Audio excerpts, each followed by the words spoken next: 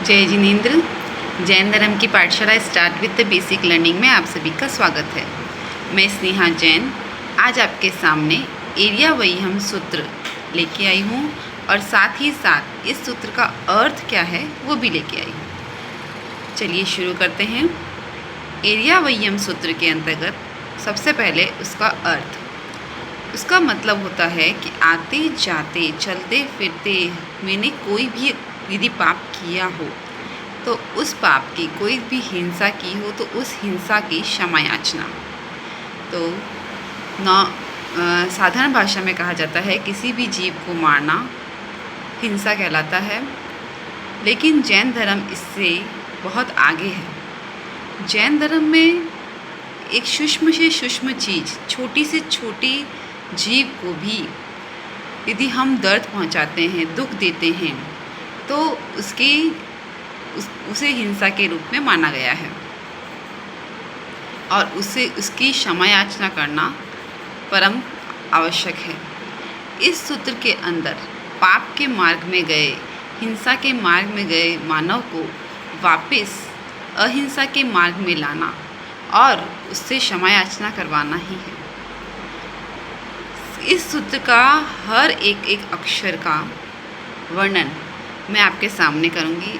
उससे आपको पता चलेगा कि जैन धर्म में किस तरह से छोटी से छोटी चीज़ की हिंसा को भी गलत माना है और उसके लिए भी उससे क्षमा याचना की गई है। चलिए शुरू करते हैं। सबसे पहले मैं आपको बताती हूँ, इस सूत्र को और भी कई नामों से जाना जाता है, जैसे है गमन अतिचार प्रतिक्रमण, इरिया पथ प्रतिक्रमण, एर्यापथिकीय सूत्र, लघु प्रतिक्रमण, प्रतिक्रमण सूत्र स्कंद। प्रतिक्रमण का मतलब यहाँ पर क्षमा याचना लिया गया है। इस तरह से इस सूत्र के अनेकों नाम भी शास्त्रों में बताए गए हैं। अब किसी भी जीव को बुरे कार्य से अच्छे कार्य की तरफ लाना इस सूत्र का सबसे महत्वपूर्ण कार्य है। इस सूत्र के अंतर्गत आने वाला सबसे पहला वर्ड है इच्छाकारेण संदिश भगवान। इसका मतलब है भगवान, हे भगवान, भावपूर्वक मैं आपकी इच्छा मांगता हूँ, आपकी इच्छा पूर्वक आज्ञा मांगता हूँ। यानी कि हे भगवान, आपकी इच्छा के अनुसार मुझे आज्ञा दीजिए कि मैं क्षमा याचना कर सकूं आपके समक्ष। कोई भी अच्छा काम, चाहे छोटा हो या बड़ा हो, कोई भी काम करने से पहले एरिया वहीयम सूत्र को बोला जाता है।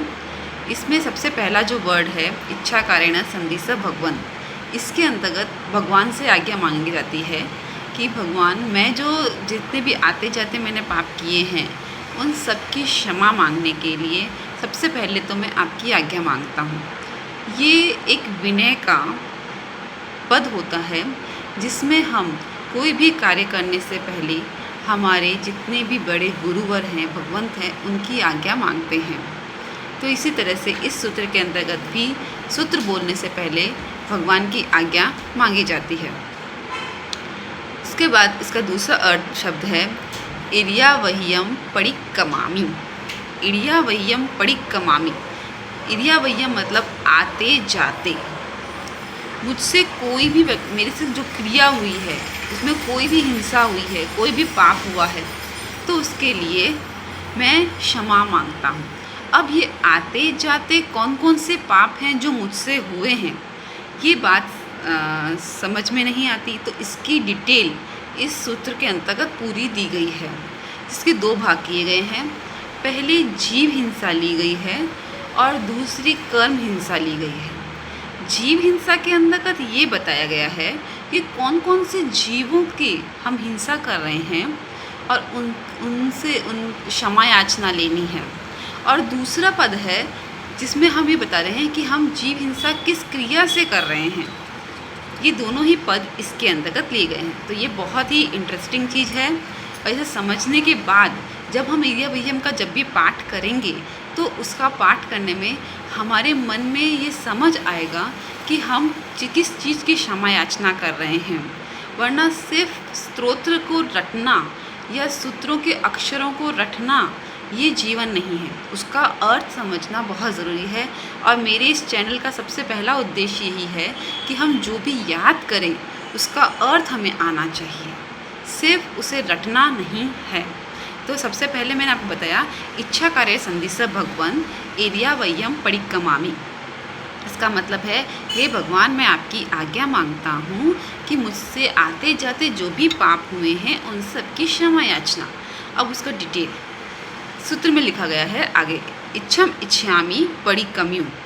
अब यहाँ पे भगवान की आज्ञा मांगी, उसके बाद उनकी आज्ञा हमें प्राप्त हो गई ऐसा माना जाता है।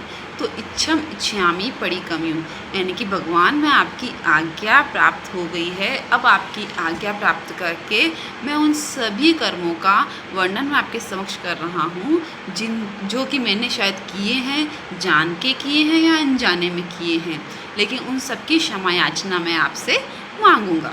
तो वो कौन कौन से शब्द हैं मैं आपको सबका एकदम डिटेल में समझाना चाहती हूँ, एक एक शब्द को, ताकि हमारे दिमाग से हर एक चीज़ साफ होती रहे कि हम क्या पढ़ रहे हैं। इरिया वही याए विराहणाएँ। इरिया वही आए विराहणाएँ। पहले विराहणा का मतलब समझने से पहले, विराहणा का मतलब होता है विराधना। विराधना को समझने से पहले आराधना समझते हैं। अब ऊपर लिखा हुआ है इरिया वही याए। इरिया वही याए मतलब होता है एर्यापथिकीय क्रियाएं। एर्यापथिकीय क्रियाएं क्या, सरल भाषा में समझना बहुत ज़रूरी है, क्योंकि एर्यापथिकीय क्रियाएं अगर मैं बोलने लगूं तो आपको शायद इस चीज़ का समझ में ही नहीं है। तो एर्यापथिकीय क्रियाएं कौन सी होती है? सम्यक दर्शन, सम्यक चारित्र, सम्यक तप और सम्यक ज्ञान। ये सभी क्रियाएं एर्यापथिकीय क्रियाएं होती हैं। तो इनकी आराधना करना, इन क्रियाओं को अच्छे से करना, ये हमारी संस्कृति में आता है। और जो लोग सम्यक दर्शन, सम्यक ज्ञान, सम्यक चारित्र, सम्यक तप की विराधना करते हैं उसको ये दोष लगते हैं। तो इस पद में बताया गया है इरिया वही आए विराहणाएँ, यानी विराहणाएँ यानी कि हमने यदि कोई भी सम्यक तप, सम्यक ज्ञान, सम्यक चारित्र के संबंध में कोई भी पाप किया हो तो उसकी मैं क्षमा याचना करता हूँ। पहला पॉइंट इसके अंदर, क्षमा याचना के अंदर पहला पॉइंट ये लिया गया है। अब सम्यक ज्ञान, सम्यक तप और सम्यक दर्शन, सम्यक चारित्र, इसका अपना एक बहुत अच्छा टॉपिक है जिसे मैं आगे आपको समझाऊंगी। यहाँ पे मैं सिर्फ इसको इतने ही पार्ट में समझा। सम्यक मतलब अच्छा, श्रेष्ठ, उसके क्या क्या होते हैं उसके अंदर डिटेल, वो सब मैं आपको बाद में पढ़ूँगी। अगला पॉइंट होता है इसके अंदर गमना गमणे। गमना गमणे मतलब आते जाते, यानी कि यदि मैं घास पे चला, यदि मैं ज़मीन पे चला, चलते वक्त कोई चींटी मुझसे मर गई, कोई कीड़ा मुझसे दब गया, यदि मैं रेत पे चला, कोई जीव उसके नीचे था, उस पे वो मर गया, यदि मैं धूल पे चला, उस धूल उड़ी और किसी जीव के ऊपर लग गई, उससे उसकी हिंसा हो गई, तो इस तरह से आते जाते मैंने किसी भी जीव को मारा हो। जीव यहाँ पे इसका मतलब ये नहीं कि कोई गाय, कुत्ता, भैंस, बकरी हो, कोई पंचेंद्रिय जीव हो उसी को मारा हो, नहीं।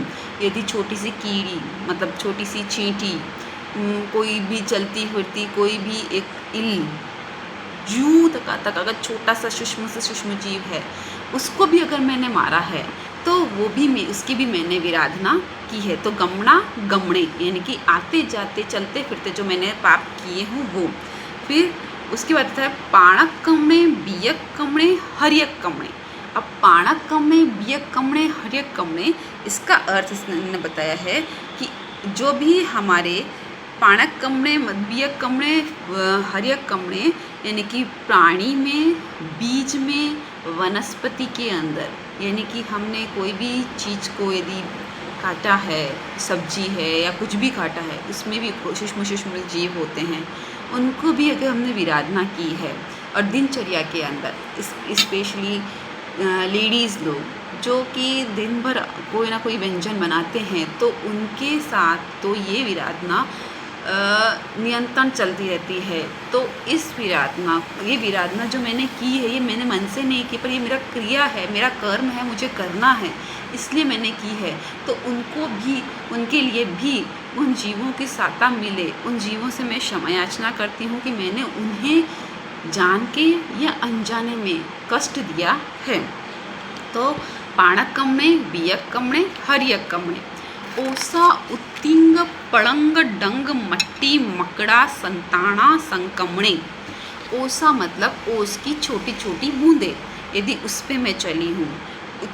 उत्तिंग मतलब चींटियों के दल, छोटे छोटे चींटियों के दल अगर चल रहे हैं, उनको मैंने सताया हो, चाहे झाड़ू मार दिया हो, चाहे उनको गिरा दिया हो, चाहे उन पे कोई ऐसा केमिकल डाल दिया हो जिससे वो मर गए हों, या उनको मेरे पैरों के तले आ गए हों, कुछ भी अगर मैंने उन जीवों को मैंने मारा हो। उसके बाद पड़ंग डंग मट्टी मकड़ा, इट्स मीन काई, जो बरसात में मोस्टली होती ही है। फफूंद, जो खाने में आ जाती है। मकड़ी का जाला है, उसको भी मैंने हटाया है, क्योंकि घरों की सफाई करनी होती है, तो ये काम मुझे करना ही पड़ रहा है। मैं नहीं चाहती उस जीव को तंग करना, लेकिन मेरे कारण उस जीव को तंग करना ही पड़ रहा है। मैं कोशिश करूं कि मेरे घर में मकड़ी और जाला हो ही नहीं, मैं इतनी स्वच्छता रखूं, इतनी सफाई रखूं कि वो घर में आए ही नहीं, और फिर भी आ जाते हैं और मैंने उसकी विराधना की है। तो इस सूत्र के अंदर मैं उन सभी प्राणियों से क्षमा याचना कर रही हूँ। इसके अलावा उनके जालों को छेड़ा हो, काटा हो, उनके घरों को तोड़ा हो, उस छोटे छोटे जीवों को भी तोड़ा हो, उन सभी से मैं क्षमा याचना करती हूँ। जे में जीवा विराहिया, उन सभी जीवों की, विराहिया मतलब अगर विराधना की हो तो उन सभी जीवों से मैं क्षमा याचना करती हूँ। इसके बाद आता है एकेंद्रिय, बेंद्रिय, तेंद्रिय, चौवींद्रिय और पंचेंद्रिय। अब एकेंद्रिय बेंद्रिय का अर्थ नॉर्मल में तो सभी को पता है, लेकिन फिर भी एक बार मैं उसे पूरा वापस बता देती हूँ। एकेंद्रिय मतलब जिसकी एक इंद्रिय हो, जो स्वयं सक्षम न हो चलने फिरने के लिए, सिर्फ एक इंद्रिय यानी कि श्वासेंद्रिय हो, सांस लिया जा सकता है और छोड़ा जा सकता है। तो ऐसे कौन से जीव होते हैं? पृथ्वी काय के जितने भी जीव होते हैं वो सभी एकेंद्रिय जीव होते हैं। हमारे शास्त्रों में कहा गया है कि पेड़ पौधे भी जीव मात्र हैं। तो पेड़ पौधे सिर्फ सांस ले सकते हैं, इसलिए वे एकेंद्रिय जीव कहलाते हैं। बेंद्रिय जिनकी दो इंद्रियां हों, यानी कि स्पर्शेंद्रिय और श्वासेंद्रिय और स्पर्शेंद्रिय। इसका मतलब हुआ कि वे सांस ले सकते हैं और स्पर्श से जी सकते हैं, जैसे कि शंख हो गया, छोटे छोटे केंचुए हो गए, छोटी छोटी इल्लियाँ हो गई, वो सभी बेंद्रिय जीव हैं। अब तेंद्रिय जीव में आगे जैसे जूं है, मकड़ी है, चींटी है, जिसके अंदर 3 इंद्रियां होती। इंद्रियां इन द सेंस सूंघने की शक्ति, सांस लेने की शक्ति, स्पर्शेंद्रिय और खाने की शक्ति। तो इस तरह से 3 इंद्रियां और 4 इंद्रियां जिसमें 4 सेंस होते हैं वो चौवेंद्रिय, और 5 इंद्रियां जिसमें पंचेंद्रिय में सभी आ जाते हैं, पशु पक्षी मनुष्य, ये सभी पंचेंद्रिय के अंदर आ जाते हैं। तो इन सब में भी किसी भी जीव को मैंने, यानी कि वनस्पति काय से लेके किसी भी पेड़ पौधे की पत्तियाँ, उसके जीव जंतु, किसी को भी मारा हो। देखिए जैन धर्म कितना विशाल है। ये सिर्फ पंचेंद्रिय जीव को मारना या उसकी हत्या करना ही अपराध नहीं मानता, हिंसा नहीं मानता। ये हर एक सूक्ष्म से सूक्ष्म जीव, यानी कि पानी के अंदर जो जीव हैं उसकी हिंसा भी गलत मानता है। तो इसके अंदर कहा गया है कि इन पंचेंद्रिय जीवों की भी मैंने हत्या की है, मैंने पाप किया है, तो मुझे क्षमा दें। उसके बाद आता है, अब यहाँ तक तो हमने जो समझा है वो है जीव शास्त्र के हिसाब से, यानी कि इसमें हमने जीव की यदि कोई हिंसा की है तो। अब हम आएंगे क्रिया में कि हमने किस क्रिया से उसकी हिंसा की है। तो उसके पद में आता है अभिहया, वतिया, लेसिया, संघाइया, संघटिया, पर्याविया, कीलामिया, उद्धविया, ठाणाओ ठाणम संकामिया, जीवियाओ वव्रोविया। ये यहाँ तक का पद इसी में आता है। तो अभिहया, वतिया, लेसिया। अभिहया मतलब लात मारी हो, क्रिया क्या की है? लात मारी है। हम बच्चों को भी कभी कभी, छोटे छोटे बच्चों को ऐसे मस्ती मस्ती में भी लात मार देते हैं, या किसी को भी लात मारी हो, चाहे कोई जानवर जा रहा है, कुत्ता है, कोई भी है, उसको लात मारी हो किसी भी पर्पज़ से, तो वो भी उस जीव को दुख पहुंचा है। तो उसमें लात मारी हो, धूल से ढक दिया हो, किसी भी जीव चल रहा है उसके ऊपर धूल डाल दी, पैरों से डाली, चाहे हाथ से डाली, किसी तरह से भी जाने अनजाने में उसे धूल से ढक दिया हो, लेसिया ज़मीन से घिसा हो, कोई भी जीव है उसको जैसे ज़मीन पे चल रहा है उसको झाड़ू से घिस दिया, हाथ से घिस दिया, किसी भी तरीके से यदि इस जीव की विराधना की हो, उस जीव को मारा हो, संघाया संगठिया इकट्ठा किया हो, बहुत सारे जीवों को इकट्ठा करके फेंक दिया हो, परस्पर उनको टकराया हो, दो जीवों के बीच में लड़ाई करवाई हो, किसी भी जीव, यहाँ पंचेंद्रिय जीव की बात कर रही हूँ, भाई बहनों के बीच में लड़ाई करवाई, सास ससुर के बीच में लड़ाई करवाई, या किसी के भी बीच में अगर लड़ाई करवाई, उसके निमित्त आप बने हो तो उसमें भी आपको दोष है। किसी के साथ बात करने में, गुरु शिष्य के बीच में लड़ाई कराई, कोई भी तरह की अगर बात में आपके निमित्त आपने लड़ाई नहीं की लेकिन आपके कारण उसी में लड़ाई हुई है, तो उसमें भी दोष आपको ही है। किलामिया उद्धविया, किसी को पीड़ा पहुंचाई हो, चाहे किसी का दर्द पहुंचाई, किसी से घाव कर दिया हो, किसी के खून निकाल दिया, किसी कुछ भी तरह की पीड़ा करवाई, उद्धविया। फिर ठाणों ठाणम संकामिया, स्थान परिवर्तित किया हो, यानी कि कोई भी जीव यहाँ पर है उसका यहाँ से हटा के दूसरी जगह लग दिया हो, उसका स्थान परिवर्तित किया हो, उसे छेदन बेदन किया हो, उसे मारा हो, कुछ भी किया हो, तो इन सभी के लिए ये सभी क्रिया है, इन सभी के लिए मैं क्षमा याचना करता हूँ। अब ये जैन धर्म के अंतर्गत इन्हें 10 प्रकार की त्रासद प्रवृत्तियाँ कहा गया है। ये 10 त्रासद प्रवृत्तियों के अलावा भी जैन धर्म के अंदर एक बहुत बड़ी बात कही है कि तत्समिच्छामि दुक्कडम, जो हर सूत्र में, क्षमा याचना सूत्र में तत्समिच्छामि दुक्कडम बोला जाता है। तत्समिच्छामि दुक्कडम का मतलब यह होता है कि मुझे क्षमा करें, और साथ में साथ इसका जो मेन जो मॉरल है वो ये है कि मुझे क्षमा तो करें लेकिन मेरी आत्मा दोबारा इन कर्मों को न करे, ऐसी निष्ठा भी मैं मन में रखती हूँ। अर्थात यदि मेरे से कोई ये पाप हुए हैं, मैं दोबारा इन पापों को जानबूझकर या अनजाने में न करूँगी या नहीं करना चाहती हूँ, ऐसी भावना लेके मैं क्षमा याचना मांग रही हूँ। ऐसा नहीं है आज क्षमा मांग ली, कल वापस वही काम शुरू कर दिया। कोशिश करूँगी, मेरे को सब्जी बिंधाना पड़े, मेरे को सब्जी काटनी पड़ेगी, मेरे को रोटी बनानी पड़ेगी, मेरे को झाड़ू निकालना ही पड़ेगा, तो कोशिश करूँ कि घर में इतनी स्वच्छता हो कि जीवों की उत्पत्ति कम से कम चींटियाँ, कम से कम कॉकरोच या न आए तो बहुत ही अच्छा। वो आएंगे ही नहीं तो आप उनकी विराधना नहीं करेंगे। तो कोशिश करें, स्वच्छता जहाँ होगी वहाँ मन भी शांत होगा, वहाँ लक्ष्मी का भी वास होगा, वहाँ पर नारकीय कर्म कम होंगे और देवलोक, स्वर्गलोक, मोक्ष की प्राप्ति की भावना अधिक होगी।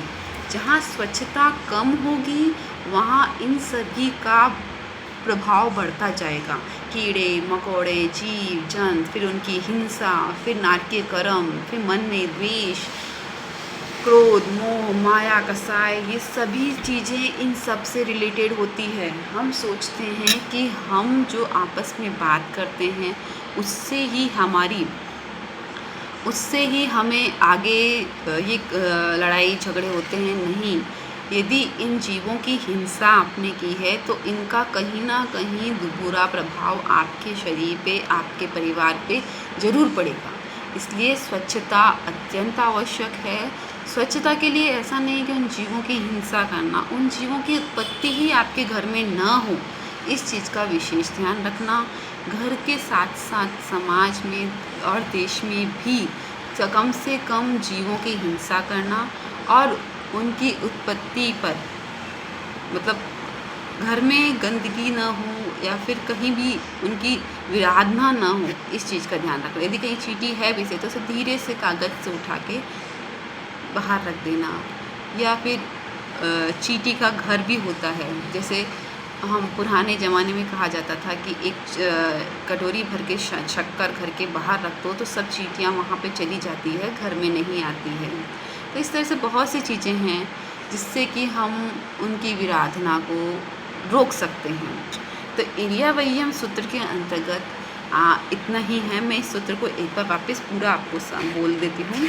इच्छा कारेण संदिशः भगवन् इलियावयम परिक्रमामि इच्छम इच्छामि परिक्रम्यु इलियावय्याय विधानाय गमनागमने पारक्कमने बियक्कमने हर्यक्कमने ओसा उत्तिंग पड़ंग डंग मट्टी मकड़ा संताना संकमणे जेमे जीवा विराहिया एगिंद्रिय बेइंद्रिय तेइंद्रिय चौरींद्रिय पंचेंद्रिय अभिहयावत्तिया लेसिया संघाया संघटिया पर्यामिया कीलामिया उद्धविया ठाणाओ ठाणम संकामिया जीविया ओ ववरोविया तस्समिच्छामि दुग्णम।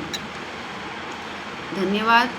आपको मेरा ये वीडियो कैसा लगा कमेंट बॉक्स में ज़रूर लिखें और मुझे ये भी बताएं कि आगे आपको कुछ और अगर चीज़ की सीखना है, जानना है, शब्द आपको आते हैं, सूत्र आपको आते हैं लेकिन उनके अर्थ को पहचानना है तो ज़रूर मुझे लिखें।